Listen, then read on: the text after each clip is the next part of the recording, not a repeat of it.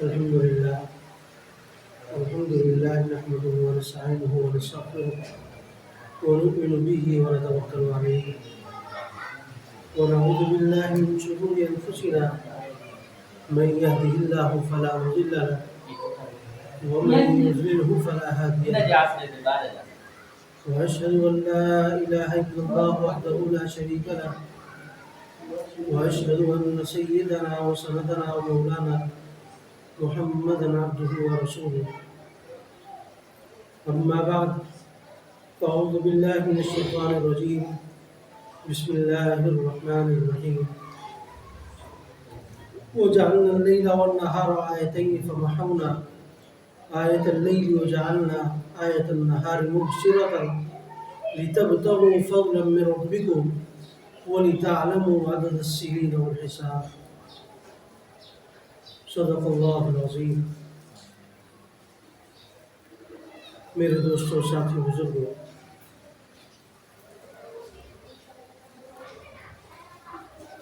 الحمدللہ اللہ رب العزت نے ہماری حیات میں، ہماری زندگی میں مزید برکت عطا کی اور ہمیں 1447 ہجری کا نیا سال دیکھنے کی سعادت نصیب ہوئی، اور آج ہم یکم محرم الحرام 1447 ہجری میں موجود ہیں۔ یکم محرم بہت ہی عظیم سانحے کے ساتھ یاد رکھا جاتا ہے، جس میں خلیفہ دوم سیدنا فاروق اعظم رضی اللہ تعالیٰ کی شہادت کا واقعہ ہوا۔ 2-3 دن پہلے ابو لولو فیروز نامی ایک بدبخت نے حضرت فاروق اعظم رضی اللہ تعالیٰ عنہ کو پیٹ کے پاس چھرا مار کر زخمی کر دیا، اور اس سے مسلسل خون بہنے کی وجہ سے پھر آپ کی شہادت ہو گئی اور انتقال ہو گیا۔ یہاں تک کہ کوئی چیز کھاتے تو وہ پیٹ کے ذریعے سے باہر نکل جاتی،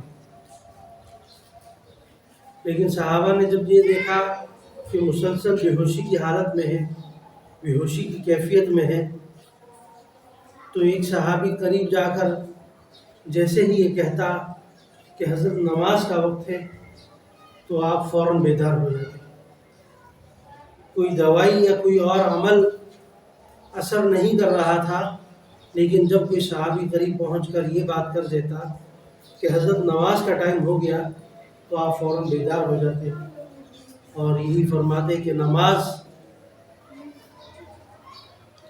کامیابی کی سیڑھی ہے، نماز ہی دین کا ستون ہے، نماز جس زندگی میں نماز نہ ہو وہ زندگی ہی کچھ نہیں ہے۔ تو اس طرح کچھ دیر بیدار رہتے، پھر دوبارہ وہی غنودگی اور بے ہوشی کی کیفیت طاری ہو جاتی، اس حالت میں دنیا سے رخصت ہو گئے۔ تو یہ آج پہلا دن یکم محرم الحرام ہمیں اس عظیم قربانی کی ایک یاد کو تازہ کرنے کا موقع ملتا ہے۔ اگرچہ یہ ایسے لوگ ہیں کہ ایک مومن، ایک مسلمان ان کو اپنی پوری زندگی میں بھولتا نہیں ہے، ان کے جو کیے ہوئے معاملات ہیں، کام ہیں، وہ آج تک یاد رکھے جاتے ہیں اور ان کے مطابق زندگی گزاری جاتی ہے۔ یہ ہجری کیلنڈر جس طریقے سے آپ یکم محرم الحرام 1447 ہجری آج آپ یہ لکھ رہے ہیں اور نوٹ کرتے ہیں، اس کی ابتدا کرنے والے حضرت عمر فاروق رضی اللہ تعالیٰ عنہ خود ہیں۔ جب آپ کی خلافت کا وقت آیا تو صحابہ کرام حضرت ابو موسیٰ اشعری رضی اللہ تعالیٰ عنہ ایک صحابی ہے، ان کو آپ نے خط لکھا تو انہوں نے حضرت عمر فاروق رضی اللہ تعالیٰ عنہ کے پاس حاضر ہوئے اور عرض کیا گیا کہ حضرت آپ کی طرف سے خطوط ہمیں ملتے ہیں یا ہم بھی دوسروں کی طرف خطوط بھیجتے ہیں اور اسی طریقے سے دوسرے لوگوں کی طرف سے بھی آتے ہیں، تو ان پر کوئی تاریخ نہیں ہوتی۔ اس سے پہلے اگر تھوڑا سا زمانہ پیچھے چلے جائیں تو اس وقت کسی خاص حادثے یا خاص واقعے کے ساتھ اس سال کو یاد رکھا جاتا تھا۔ جیسے نبی اکرم صلی اللہ علیہ وسلم کی پیدائش کے بارے میں کہا جاتا ہے کہ حضرت عام الفیل کے سال میں پیدا ہوئے، ہاتھیوں والا سال۔ یہ وہ سال تھا جس وقت ایک آپ نے مشہور واقعہ سنا ہوگا کہ ہاتھیوں کو لے کر ابرہہ خانہ کعبہ کو گرانے کے لیے آیا تھا۔ تو یہ ایک عظیم واقعہ تھا، بڑا واقعہ تھا۔ تو کئی واقعات اس کے ساتھ پھر رکھے جانے لگے کہ اس سے پہلے کا واقعہ ہے، اس کے بعد کا واقعہ ہے، کوئی بھی اس طرح نام دے دیا جاتا کہ فیل والے سال میں سے پہلے یہ واقعہ ہوا یا فیل والے سال کے بعد میں یہ واقعہ ہوا۔ اس طرح پہلے کی ایک تاریخ چلا کرتی تھی، تو وہ کنفرم کوئی نہیں بتایا جا سکتا۔ تو حضرت عمر فاروق رضی اللہ تعالیٰ عنہ نے حضرت ابو موسیٰ اشعری رضی اللہ تعالیٰ عنہ سے جب یہ آپس میں مکالمہ ہوا، بات ہوئی، تو ایک کابینہ بلائی اور مشورہ کیا، تو اس میں یہ آیا کہ واقعتاً کوئی تاریخ رکھنی چاہیے۔ اچھا، اس وقت یہ عیسوی کیلنڈر یہ چلا کرتا تھا، اتنی مشہور نہیں تھا اتنا جتنا فی زمانہ مشہور ہے، اس وقت اتنا زیادہ نہیں تھا۔ تو حضرت عمر فاروق رضی اللہ تعالیٰ عنہ نے یہ عرض کی کہ ہم دوسروں کی کیلنڈر کیوں اٹھائیں، ہم اپنی ایک تاریخ بناتے ہیں۔ جیسے عیسوی کیلنڈر حضرت عیسیٰ علیہ السلام کی پیدائش سے یا وفات سے کہا جاتا ہے، لیکن عیسائی لوگ بھی اس کو نہیں مانتے۔ عیسائی کے جو بڑے بڑے لوگ ہیں وہ اس چیز کو نہیں مانتے کہ یہ حضرت عیسیٰ علیہ السلام کی وفات یا پیدائش سے تعلق نہیں رکھتا۔ بہرحال مشہور یہ ہو چکا ہے۔ اسی وجہ سے حضرت عمر فاروق رضی اللہ تعالیٰ عنہ نے کہا کہ ہمارا اپنا کوئی سال ہونا چاہیے۔ پھر اس پر بات چلی کہ کس سال سے شروع کریں۔ بعض نے کہا فتح مکہ جب ہوا اس دن سے شروع کر لیتے ہیں، بعض نے کہا کہ ہجرت کے وقت سے شروع کرتے ہیں، بعض نے کوئی بڑی فتح یا کوئی غزوے کے حوالے سے ذکر کر دیا کہ غزوہ بدر جب پیش آیا، غزوہ احد پیش آیا، اس طرح کے مختلف آراء ہیں۔ تو اس میں سب سے زیادہ پسند کیا گیا کہ نبی اکرم صلی اللہ علیہ وسلم جب ہجرت کر کے گئے تو اس سال سے ہم پہلا سال اس کو شمار کرتے ہیں، اور وہاں سے ہجرت کا یہ ہجری کیلنڈر شروع ہو گیا۔ کہ آپس میں یہ مشورہ ہوا، اس کے بعد سے آج 1447 ہجری 1447 سال ہو چکے ہیں۔ نبی اکرم صلی اللہ علیہ وسلم نے فتح مکہ سے ہجرت کی تھی مدینہ کی طرف، دین اسلام کی سربلندی کے لیے، اس نیت سے کہ میرے اور آپ تک یہ دین پہنچ جائے۔ آج ہم اپنا شہر، اپنا علاقہ چھوڑ کر جا رہے ہیں۔ پہلے اس چیز کو بہت زیادہ دلی طور پر، طبیعتی طور پر برا سمجھا جاتا تھا، یا بہت مجبور ہو کر آدمی یہ فیصلہ کرتا تھا کہ اپنا علاقہ چھوڑ کر دوسری جگہ چلا جائے۔ آج کل یہ فضا نہیں ہے، لیکن پھر بھی آپ جتنے بھی پاکستانی ہیں جب دوسرے ملک میں جاتے ہیں تو آپ کو خود پتہ چلتا ہوگا کہ کیا فرق محسوس ہوتا ہے۔ یا وہاں کے لوگ یہاں آ جائیں تو ان کو بھی ایک عجیب سی کوفت سی ہوتی ہے، یا چند دن تو خوشی کے گزر جاتے ہیں، لیکن اس کے بعد پھر دوبارہ آدمی یہ چاہتا ہے کہ اپنے اپنے علاقوں میں جائے، ایک سکون اور اطمینان ملتا ہے۔ آپ اپنے گھر سے نکلتے ہیں، کسی مہمان کے ہاں چند دن کے لیے جاتے ہیں، 1-2 دن، تو 2 دن کے بعد آپ اکتا جاتے ہیں، یار جلدی سے کام ختم ہو ہمارا، جس معاملے کے لیے ہم آئے ہیں، تاکہ فوراً اپنے گھر جائیں، اور گھر پہنچ کر آپ کو دلی طور پر ایک سکون اور اطمینان پہنچتا ہے۔ ایسا ہے کہ نہیں؟ تو نبی اکرم صلی اللہ علیہ وسلم بھی جب فتح مکہ سے نکلے تو جب اس کے بالکل بارڈر پہ پہنچے فتح مکہ کے، تو وہاں کھڑے ہو کر آپ آنسو نکل آئے آپ کے، فتح مکہ کی طرف دیکھتے ہوئے، مکہ کی طرف دیکھتے ہوئے آپ کے آنسو نکل آئے کہ میں اپنے شہر کو چھوڑ کر جا رہا ہوں۔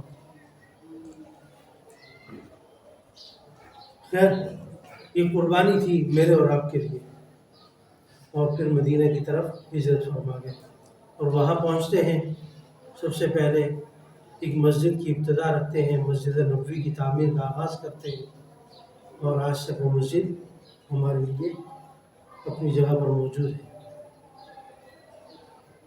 تو یہ 1447 ہجری آج شروع ہو چکی ہے،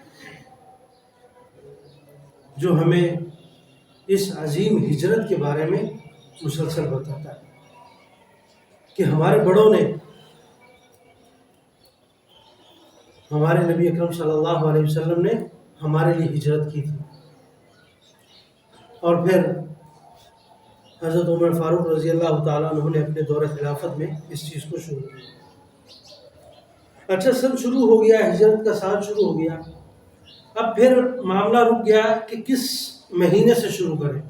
اصل میں مہینوں کے نام پہلے سے چلے آ رہے تھے، محرم، صفر، ربیع الاول، یہ رجب وغیرہ، اس طرح کے کچھ ناموں میں تبدیلی ہوئی ہے، لیکن عموماً اکثر نام وہی چلے آ رہے تھے، کیونکہ یہ 4 مہینے آپ نے سنے ہوں گے کہ پہلے لوگوں کے لیے بھی بہت زیادہ محترم ہوا کرتے تھے۔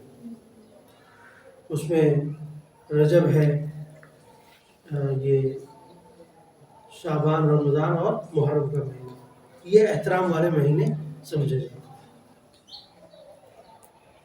انہی کو حج کے مہینے بھی کہا جاتا ہے، ان میں سے بعض مہینوں کو۔ تو یہ مہینے پہلے سے ہی مشہور چلے آ رہے تھے، لیکن معاملہ یہاں رک گیا تھا کہ سال کو کس مہینے سے شروع کیا جائے۔ تو اس میں بھی پہلے اختلاف ہوا، بعض نے کہا ربیع الاول سے شروع کریں کہ نبی اکرم صلی اللہ علیہ وسلم کی ولادت کا دن ہے یا وفات کا دن ہے، کیونکہ یہ بعد کا معاملہ تھا حضرت عمر فاروق رضی اللہ تعالیٰ عنہ۔ یا بعد نے کہا کہ رمضان المبارک ایک عظیم مہینہ ہے، عبادت کے لحاظ سے اس مہینے سے شروع کیا جائے۔ بعد نے پھر رجب کا مہینہ کہا، اس طرح مختلف مہینے آئے۔ لیکن پھر محرم کا مہینہ کیوں رکھا گیا؟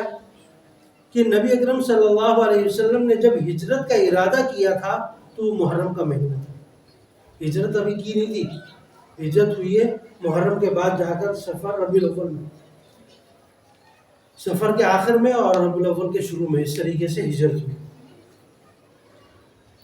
تو ارادہ لیکن محرم میں کر لیا تھا کہ ہم ہجرت کرتے ہیں آپ سے، تو اس وجہ سے محرم کا مہینہ رکھ دیا گیا کہ یہ وہ مہینہ ہے جس میں نبی اکرم صلی اللہ علیہ وسلم نے ہجرت کا ارادہ کیا، اور ہجرت پھر بعد میں سفر کے مہینے میں ہوئی۔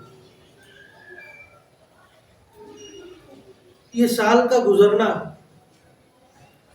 اور نئے سال کا آنا، یہ مجھے اور آپ کو ایک درس دیتا ہے۔ جس طرح برف پگھلتی ہے، اسی طرح یہ ہماری زندگی پگھل رہی ہے، ختم ہو رہی ہے۔ ہم اپنے ہاتھوں سے کئی لوگوں کو قبر میں اتار چکے ہیں، اور ہر روز اتارتے ہیں۔ آپ دیکھتے ہیں یہاں آپ کی ایک مسجد، ایک چھوٹا سا علاقہ ہے، لیکن ہر ہفتے کسی نہ کسی کا، بعض دفعہ ہفتے میں 2 3 مرتبہ کسی کا جنازہ آ جاتا ہے۔ حالانکہ ایک چھوٹا سا علاقہ ہے، لیکن یہاں سے ہر روز کوئی نہ کوئی، کسی نہ کسی کا علاقہ سننے کی خبر آتی ہے کہ فلاں چلا گیا، کبھی بچہ جا رہا ہے، کبھی بڑا جا رہا ہے، کبھی کوئی بوڑھا انتقال کر رہا ہے، کبھی کوئی عورت جا رہی ہے، کبھی کوئی بچی جا رہی ہے۔ ہم اپنے ہاتھوں سے قبر میں اتارتے بھی ہیں، سارے معاملات کرتے ہیں، لیکن پھر یہ سمجھتے ہیں کہ ہم نے اس دنیا سے نہیں جانا۔ یہی اللہ رب العزت کی بہت بڑی آزمائش ہے ہم پر، کہ جب ہمیں پتہ چل جائے کہ میں نے فلاں دن انتقال ہو جانا ہے میرا، چاہے وہ 10 سال بعد ہی کیوں نہ ہو، 12 سال 15 سال بعد ہی کیوں نہ ہو، اور مجھے آج پتہ چل جائے کہ میرا انتقال ہو جائے گا تو میرا آج کا دن بھی نہیں گزرے گا۔ اسی وجہ سے اللہ رب العزت نے اس چیز کو مخفی رکھا ہے، چھپا کر رکھا ہے، تاکہ بندہ آخری وقت تک دنیا کے مزے اور دنیا میں جو میری عبادات ہیں ان کو کرتا رہے، اور میرے پاس آخرت میں آئے تو پھر ایک آخرت والی زندگی گزارے، ورنہ دنیا کے اندر اس کو کبھی غم ختم نہیں ہوگا۔ وہ پیدا ہوتے ہی اگر اس کو بتا دیا جائے کہ 60 سال بعد 70 سال بعد فلاں دن تمہاری روح نکال لی جائے گی، اس کی تو پوری زندگی تباہ ہو گئی۔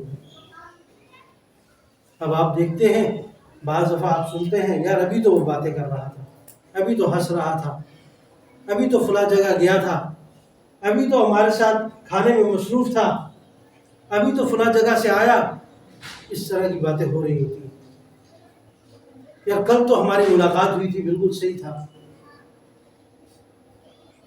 تو اللہ رب العزت نے اس چیز کو ہمارے سے مخفی رکھا کہ یہ بندہ ہر وقت اس کا ذہن، اس کی طبیعت، اس کا مزاج یہ بنا رہے کہ مجھے معلوم نہیں ہے شاید اگلا لمحہ میرا اللہ سے ملاقات ہو، یہ غافل نہ ہو جائے اپنی زندگی سے، ہر لمحے کو یہ آخری لمحہ سمجھے۔ اور جب مومن یا مسلمان اپنی زندگی میں ہر لمحے کو اپنا آخری لمحہ سمجھے گا تو مجھے بتائیں اس کی زندگی کیسے گزرے گی؟ کیا وہ گناہوں کے قریب جا سکتا ہے؟ کیا وہ زنا کر سکتا ہے؟ کیا وہ سود لے سکتا ہے؟ کیا وہ حرام کمائی کر سکتا ہے؟ جب وہ اللہ سے ڈر رہا ہو اور اس کو پتا ہو کہ شاید اگلا لمحہ میرا کیا ہے، اللہ سے ملاقات کا ہو، یہ ڈر ہر وقت اس کے اندر ہو، تو کبھی بھی یہ عمل نہیں کرتا۔ آج اگر ہم زنا کرتے ہیں، چوری کرتے ہیں، ڈاکہ ڈالتے ہیں، کسی کی زمین پر قبضہ کرتے ہیں، کسی کے مال کو پر قبضہ کرتے ہیں،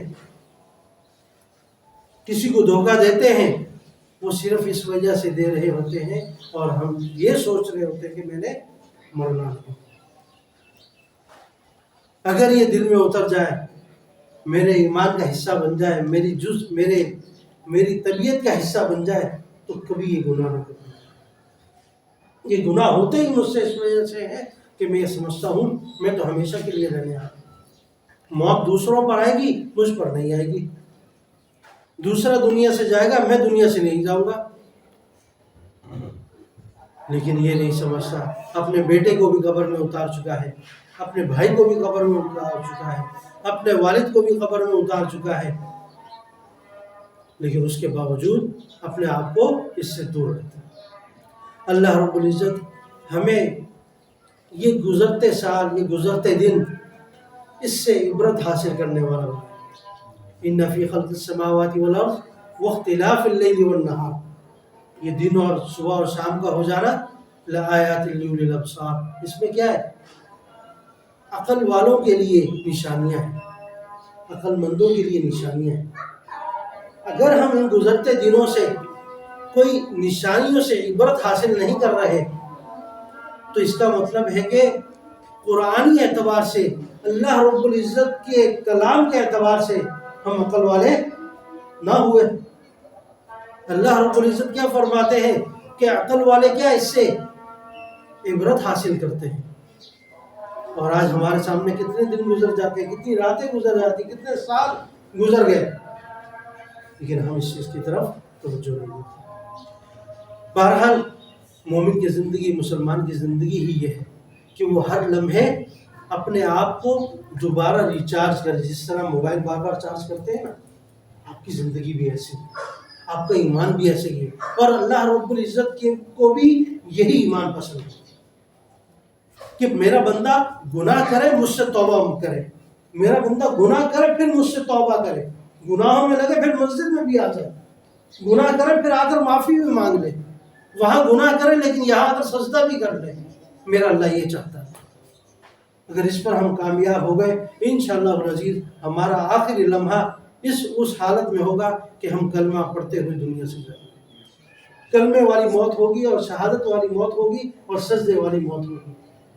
جب یہ کیفیت ہو جائے کہ گناہ ہو جائے، اس کے بعد آپ کا بدن، آپ کا ایمان، آپ کی طبیعت تڑپ رہی ہو کہ مجھے اللہ سے معافی مانگنی ہے۔ جب تک میں معافی نہ مانگ لوں اس وقت تک آپ کو سکون نہ آئے، تو یہ اللہ رب العزت کی طرف سے ایک بہت بڑا انعام ہوگا۔ اگر آپ کے اندر یہ طبیعت محسوس ہوتی ہے، اگر نہیں ہوتی تو یہ اللہ سے مانگیں کہ آپ اللہ سے بہت دور جا چکے ہیں۔ اللہ تعالیٰ عمل کی توفیق عطا فرمائے اور آنے والے دنوں کو اپنے لیے جنت کی قربت کا سبب بنائے، جنت سے دوری کا سبب نہ بنائے۔ وہ